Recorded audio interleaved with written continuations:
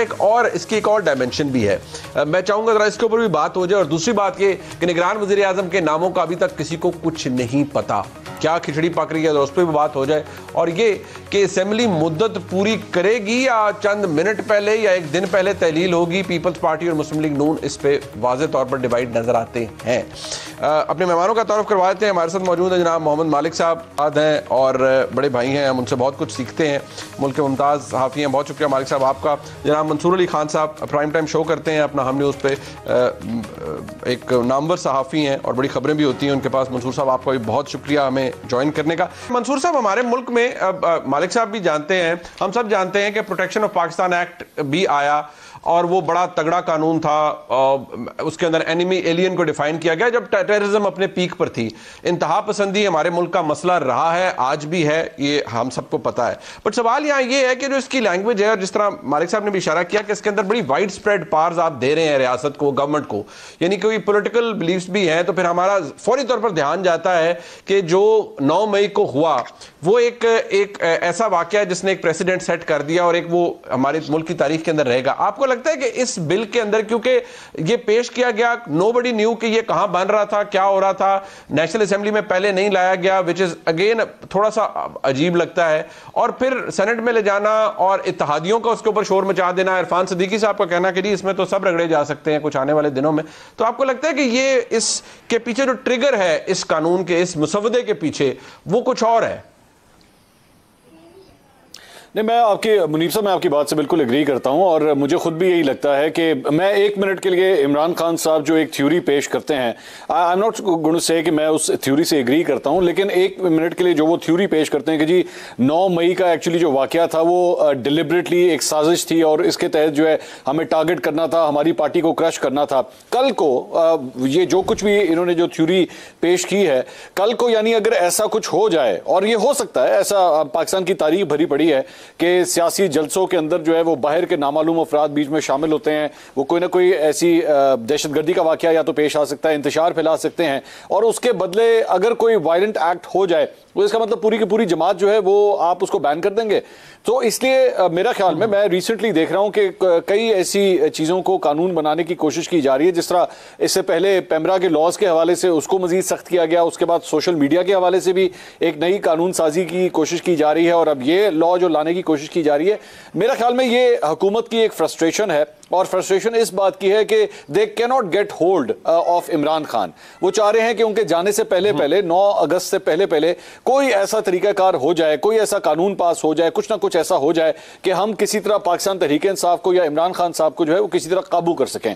और देर लुकिंग के शायद और कुछ नहीं तो तोशाखाना के अंदर हमें कोई वर्डिक्ट ही मिल जाए। ये सारा का सारा जो फोकस है वो लग यही रहा है कि पाकिस्तान तहरीक इंसाफ को या उनके चाहने वालों को जो है किसी तरह टारगेट किया जाए, और नेक्स्ट जो इलेक्शंस हो उससे पहले इतने वाटर टाइट किस्म के कवानीन बना दिए जाएं कि ये ना तकरीर कर सकें, ना कोई ऐसी वैसी कोई बात कर सकें, और इलेक्शन जो है हमारे लिए इजीली जो है हमारे लिए विन बहुत ज्यादा इजी हो सके। मालिक साहब, ये मंसूर साहब का पॉइंट ऑफ व्यू इसमें वजन है। एक जो हमारी अभी भी अनसर्टेनिटी मौजूद है वो है कि ये हुकूमत, इसने मुद्दत, मतलब कि 9 अगस्त है, 12 अगस्त है, मुद्दत पूरी होगी, पहले असम्बली चली जाएगी। वज़ीर आज़म का मौक़िफ़ उन्होंने जो हिंट दिया वो मुख्तलिफ है। आज फैसल करीम कुंडी कहते हैं, वो एक ज़िम्मेदार शख्सियत हैं, कि हम मुद्दत पूरी करेंगे, और पाकिस्तान पीपल्स पार्टी का वाज़ेह मौक़िफ़ है कि ये इलेक्शन 60 दिन में होना चाहिए, वेयर एज PMLN का मौक़िफ़ मुख्तलिफ नजर आता है। तो आपको लगता है कि ये कोई इतनी बड़ा इशू नहीं है, या नहीं ये एक बड़ा इशू है? बात तो 30 दिनों की है बीच में। देखिए, मेरा ख्याल है कि ये इन्होंने गवर्नमेंट ने और इत्तेहादियों ने जरा ऑफ ट्रैक फेंकने के लिए किया हुआ है। सो अभी तक तो जो फैसला इनका है वो अर्ली वाला ही है, बिकॉज इनको वक्त चाहिए। अभी मियाँ साहब के प्रॉब्लम्स हल नहीं हुए, उनके लीगल इश्यूज भी हैं, उन्होंने भी आना है, उन्होंने आके अपने लीगल चीज़ों को सॉर्ट आउट करवाना है, और काफ़ी व्हील्स विद इन व्हील्स भी हैं। लेकिन पहले एक बात, पहले वाले बिल पे ज़रूर आप देखिएगा कि उसमें आज बड़ी बारीक गेम हुई है जो चेयरमैन सेनेट ने की है। सबको लगा कि जैसे बड़ा उन्होंने हीरोइक काम किया है कि देखें गवर्नमेंट करे ना करे, मैं इसको आज दी हटा देता हूँ रोस्टर से। हटाया क्यों? उनको तो चाहिए कि उसको कमेटी में भेजते ताकि कमेटी में डिबेट हो जाती। उन्होंने बड़ी बारीक वारदात की है, उन्होंने कमेटी में नहीं बिल भेजा और सिंपली उसको डीलिस्ट कर दिया। अब अगर कल को जो भी बिहाइंड द सीन्स प्रेशर्स होंगे, जो भी होगा, ये केस दोबारा लिस्ट हो जाएगा और ये इसी तरह पास हो जाएगा। बिल को नहीं छेड़ने दिया चेयरमैन सेनेट ने, तो इसको दिमाग में रखिएगा। और दूसरा एक चीज़ और, हम जब भी बात करते हैं हम सिर्फ शायद समझते हैं बिल आ रहा है उनको इम्पैक्ट करेगा या पीटीआई को करेगा या करेगा एक्सट्रीम जो टीटीपी हो गया, इस किस्म के लोग हो गए। हमारी मजहबी जमातें और हमारे बहुत से मजहबी लीडर ये भी बड़ा इन्वॉल्व हैं इकोनॉमी ऑफ वायलेंस के अंदर। आपको पता है, अब नाम हम टेलीविज़न पे इस वक्त नहीं लेते, कुछ इतने बड़े नाम हैं जो टेलीविज़न पे भी आते हैं, बड़ी उनकी फॉलोइंग है, वो उनकी फैमिलीज़, ये ज़मीनों के कब्ज़े छुड़ाना, ज़मीनों के कब्ज़े लेना, ये भी हो रहा है। ये मजहबी जमातों के लोग कर रहे हैं।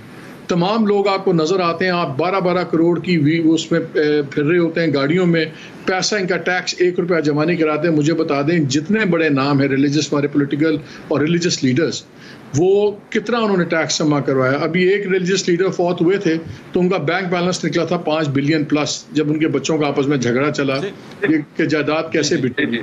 तो ये एक बहुत बड़ी रिलीजियस इकॉनमी है। ये सारे जमहूरियत के नाम पे इसको अपोज नहीं कर रहे। मैं सिर्फ ये पॉइंट आउट ये कर रहा हूँ कि ये बिल, इसमें बहुत अच्छी सख्ती चीज़ें हैं, इसको बेहतर फ्रेम होना चाहिए और इसको सिर्फ पीटीआई के जाविये से हमें नहीं देखना चाहिए। इसका जाविये का फैलाव बहुत ज़्यादा है और ये बड़े आराम से ट्वीक हो सकता है। इसलिए इस बिल पे that is all I wanted to say. लेकिन आगे की जो बात है, देखें, I think it's quite clear कि ये डिले करवाएंगे और जो इतना इंटरिम पावर्स मिल रही हैं गवर्नमेंट्स को, केयर टेकर गवर्नमेंट की जो पावर्स इन्हांसमेंट हो रही है, एक लार्जर पिक्चर के खदोखाल हमें वाजे होना शुरू हो गए हैं। अब आउट ऑफ पैरामीटर्स हमें नज़र आ रहे हैं कि एक डायरेक्शन किधर चीज़ें जा सकती हैं, क्या जाती हैं या नहीं जाती, वो तो भी अब कुछ हफ्तों में बेहतर आइडिया हो जाएगा। लेकिन चल जाएगा, इतनी सिंपल नहीं है जितनी कुछ लोग चाहेंगे कि हम समझें। ठीक, मंसूर साहब, टुवर्ड्स द एंड ये बताइएगा, ये कोई नाम सामने नहीं आए। एक तो आपके हम सब के दोस्त मोहतरम राजा रियाज साहब के नाम भी कोई नहीं सामने आए, पीएमएलएन और पीपल्स पार्टी के नाम भी कोई सामने नहीं आए। जब बात करेंगे तो कहेंगे अभी तो बड़ा टाइम पड़ा हुआ है। टाइम इनफैक्ट अगर देखा जाए तो 1 हफ्ते का ही है, पहले तहलील करनी है या बाद में करनी है, ये तो बात की बात है। लेकिन कोई नामों का पता कोई नहीं चल रहा। सो ये नाम वाकई इन्होंने देने हैं या नाम कहीं और से ही आना है आपके नजदीक? मेरा ख्याल में नाम तो यहां से प्रपोज जरूर किए जा रहे हैं, ऐसी बात नहीं है कि प्रपोज नहीं होंगे, नाम प्रपोज जरूर होंगे, लेकिन अप्रूवल उसकी वहीं से होगी जहां से हर दफा होती है। और जहां तक आपने राजा रियाज साहब का कहा, तो मेरा ख्याल में तो राजा रियाज साहब को खुद भी नहीं पता कि कौन से नाम देने हैं। मैं नहीं समझता कि उनको खुद इस बात का पता होगा।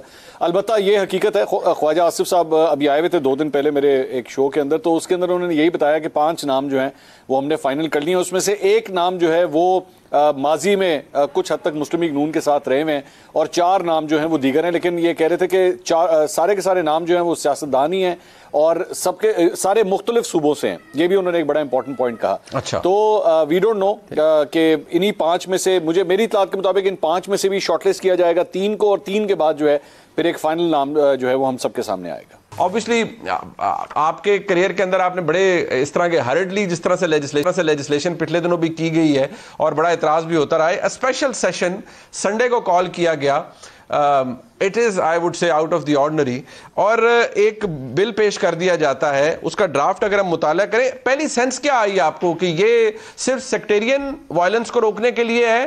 क्योंकि हमारे मुल्क में इंसदाद दहशतगर्दी का कानून मौजूद है और आपको पता है कि उसके ऊपर इतनी जजमेंट्स आ चुकी हैं कि उसकी जो डेफिनेशन है टेररिज्म की वो भी बड़ी खींच दी गई है और उसके अंदर काफी कुछ शामिल हो सकता है। बहुत शुक्रिया मनीप फॉर योर काइंड वर्ड्स। पहली बात तो यह है कि आप देखो, हमने तो इस मुल्क में 12.5 मिनट में 12वीं अमेंडमेंट भी पास होते देखी है, तो यूर राइट, बड़ा कुछ आपने देखा है।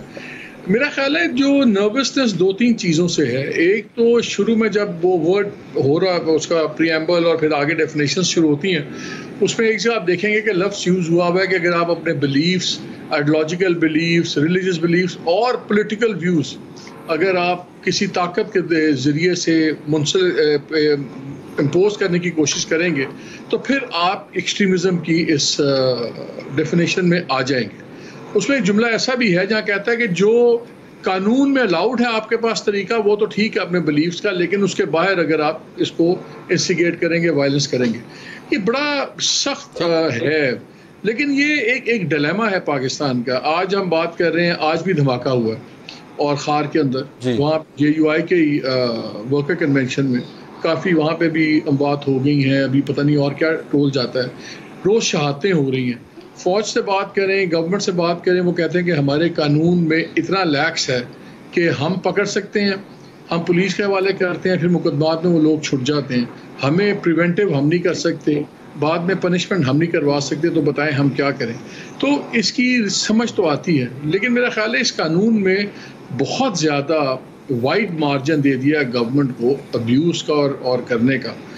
मसलन 90 दिन से लेके आप 1 साल तक आप रख सकते हैं किसी को।